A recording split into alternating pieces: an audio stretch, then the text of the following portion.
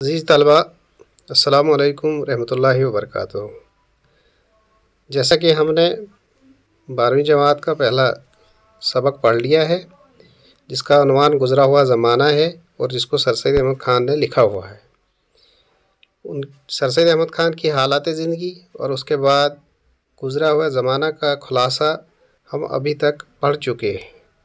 اب ہم اگلے سوال کی طرف آتے ہیں جو آج کا ہمارا موضوع ہے۔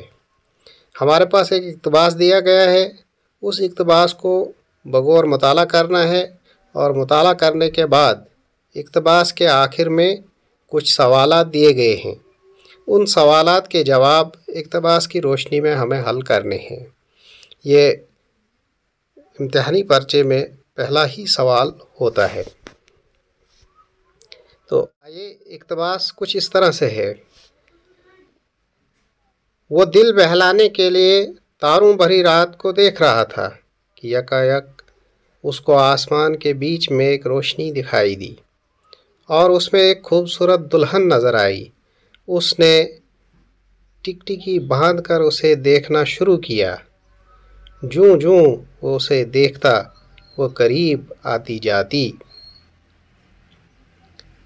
یہاں تک کہ وہ اس کے بہت پاس آ گئی۔ وہ اس کے حسن و جمال دیکھ کر حیران ہو گیا۔ نہایت پاک دل اور محبت کے لہجے سے اسے پوچھا کہ تم کون ہو؟ وہ بولی کہ میں ہمیشہ زندہ رہنے والی نیکی ہوں۔ اس نے پوچھا تمہاری تسخیر کا بھی کوئی عمل ہوگا؟ وہ بولی ہاں، نہایت آسان پر بہت مشکل۔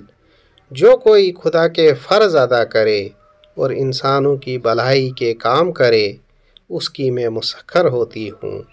یعنی جو کوئی انسانوں کی بھلائی کے خدا کے فرض ادا کر کے جو انسانوں کی بھلائی کے کام کرے وہ اس کی ہو جاتی ہے، یہ اس دلہن نے جواب دیا۔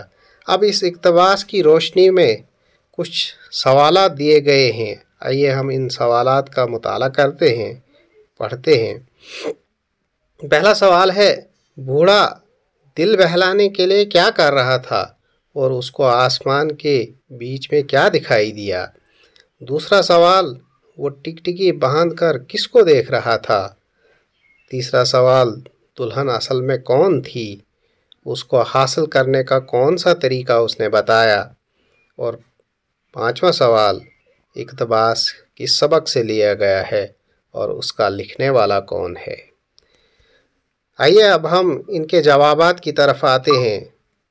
جیسا کہ اقتباس میں ہم نے پڑھ لیا ہے کہ بوڑھا دل بہلانے کے لیے تاروں بھری رات کو دیکھ رہا تھا اور اس کو آسمان کے بیچ میں ایک روشنی دکھائی دی، یہ پہلے سوال کا جواب ہے۔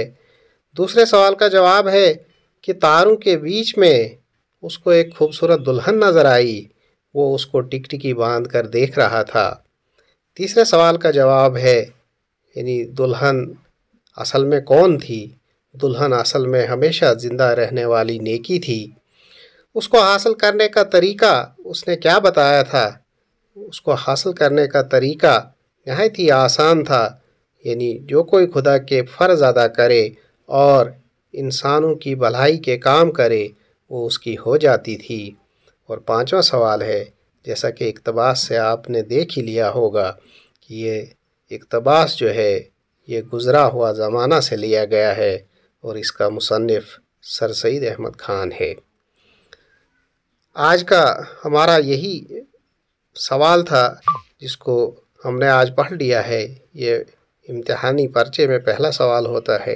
آج کی ویڈیو اتنی ہے، اسے دیکھیے، اس کو شیئر کریں اور دوسروں تک پہنچائیں اور ہمارے چینل کو سبسکرائب کریں۔ شکریہ۔